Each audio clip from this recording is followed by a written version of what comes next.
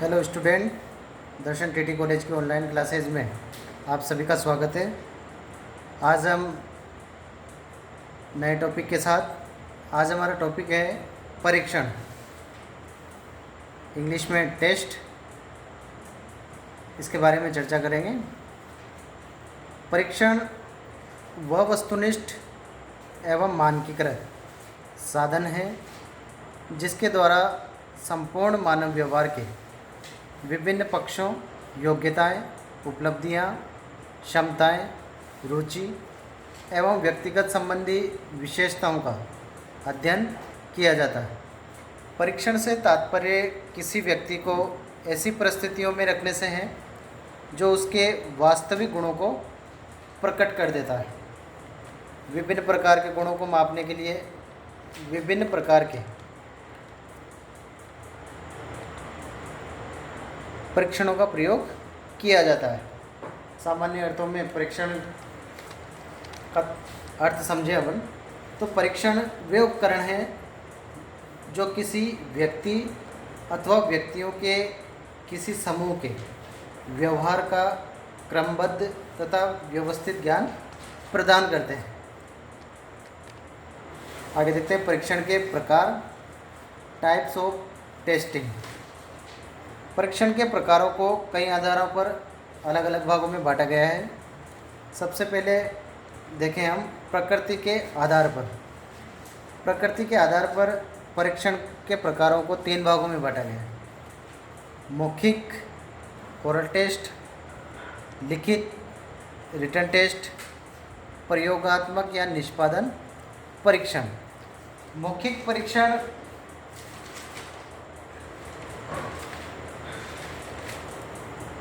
जब क्या होता है मौखिक परीक्षण? जब विद्यार्थियों या शिक्षार्थियों के ज्ञान और योग्यता की वह परीक्षा जो उनसे मौखिक प्रश्न करके की जाती है। दूसरा देखें हम लिखित परीक्षण, रिटन टेस्ट। रिटन टेस्ट जिन प्रश्नों के उत्तर छात्रों को विस्तृत निबंध के रूप में देना होता है, ऐसे प्रश्नों पर आधारित परीक्षा लिखित परीक्षा कहलाती है। प्रयोगात्मक परीक्षण। प्रयोगात्मक परीक्षण या निष्पादन परीक्षण, प्रैक्टिकल टेस्ट। इसके अंतर्गत हम सूक्ष्म समस्या का सूक्ष्म समाधान प्रस्तुत कर सकते हैं। इसमें कार्य कारण संबंधों का मूल्यांकन करते हैं।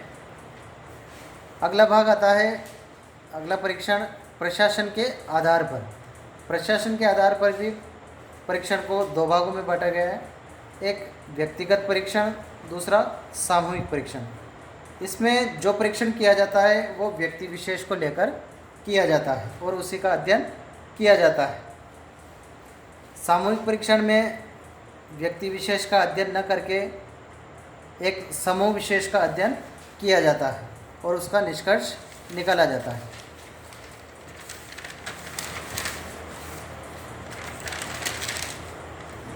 अगला हम देखें थर्ड, प्रयुक्त सामग्री के प्रस्तुतिकरण के आधार पर। इसे भी 2 भागों में बांटा गया है: शाब्दिक परीक्षण और अशाब्दिक परीक्षण। शाब्दिक परीक्षण में शब्दों के द्वारा निष्कर्ष निकाला जाता है, शब्दों के द्वारा बोला जाता है और समस्या का समाधान निकाला जाता है। अशाब्दिक परीक्षण में शब्दों का प्रयोग नहीं किया जाता। अब देखते हैं परीक्षण निर्माण के सोपान। परीक्षण निर्माण के कई प्रकार के सोपान हैं, इसे कई प्रकार के भागों में बांटा गया है। जिसमें सबसे पहले आता है नियोजन, प्लानिंग। प्लानिंग किसी भी प्रकार के परीक्षण निर्माण का प्रथम सोपान योजना बनाना होता है। इसमें निर्माण किए जाने वाले परीक्षण से संबंधित अनेक निर्णय लेने पड़ते हैं। जैसे कौन कौन से निर्णय हैं जो नियोजन में लेने पड़ते हैं? इसमें फर्स्ट है उपकरण के उद्देश्यों का निर्धारण।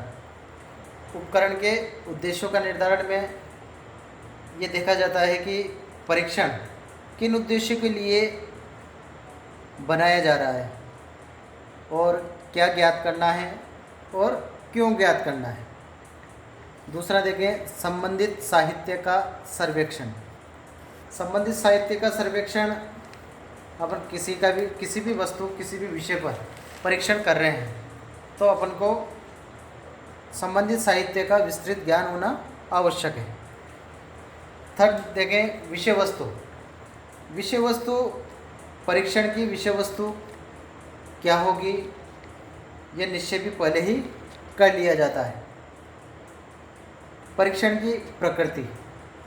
प्रकृति में हम देखें कि इसमें प्रश्नों की प्रकृति, प्रश्नों के प्रकार, प्रश्नों की संख्या, कठिनाई स्तर, प्रश्नों की समयावधि एवं परीक्षण का प्रारूप जैसी बातों को निर्धारित कर लिया जाता है तथा भाषा का माध्यम क्या होगा इसका भी निर्धारण कर लिया जाता है।